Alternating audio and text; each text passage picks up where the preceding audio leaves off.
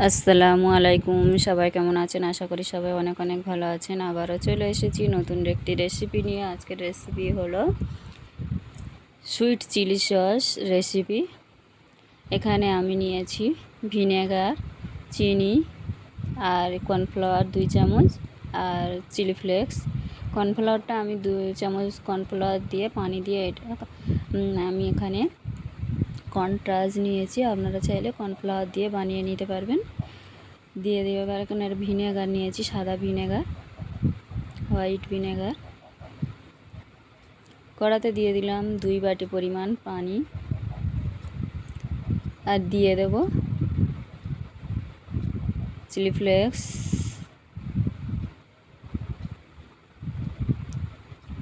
দিয়ে দিলাম চিনি। এই বাটির আমি 1.5 বাটি পরিমাণ চিনি দিয়েছি আর ভিনেগার দিয়ে দিলাম 1 কাপের মতো। দিয়ে ভালো করে এটাকে জাল করব। আর এখানে দিয়ে দিলাম বিট লবণ স্বাদ মতো। দিয়ে দেব ভাজা জিরে ধনিয়ার গুঁড়ো, দিয়ে ভালো করে এইভাবে নেড়ে চেড়ে জাল করব। দেখুন একদম ফুটে উঠেছে।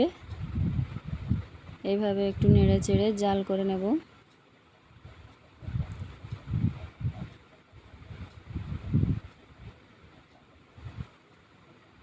এবারে এর মধ্যে দিয়ে দেব কর্নফ্লাওয়ার গুলে রাখা, ওটাকে আমি এইভাবে দিয়ে দেব।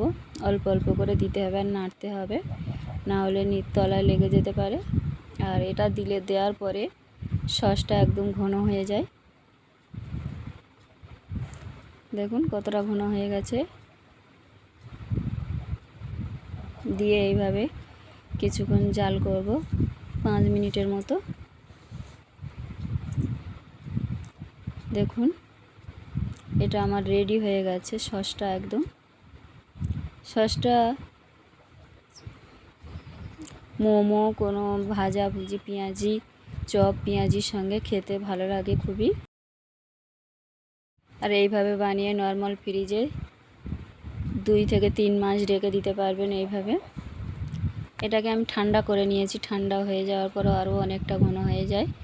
এবারে আমি এটাকে সসের বোতলের মধ্যে এইভাবে ভরে নেব।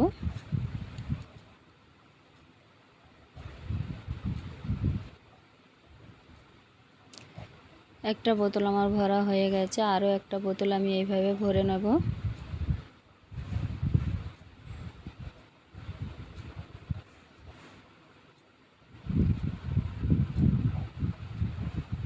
এই বোতলটাও আমার ভরা রেডি হয়ে গেছে। দেখুন 2টো বোতল আমি ভরে নিয়েছি, বাকিটা আমি বাটির মধ্যে নিয়ে নিয়েছি।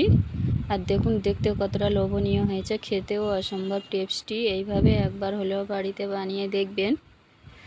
ভালো লাগলে ফ্রেন্ড অ্যান্ড ফ্যামিলির সঙ্গে বেশি বেশি করে শেয়ার করে দেবেন। সবাইকে অসংখ্য ধন্যবাদ। সবাই ভালো থাকবেন, সুস্থ থাকবেন। একটি লাইক দিয়ে ভিডিওটি পুরো ওয়াচ করবেন। আসসালামু আলাইকুম, আল্লাহ হাফেজ।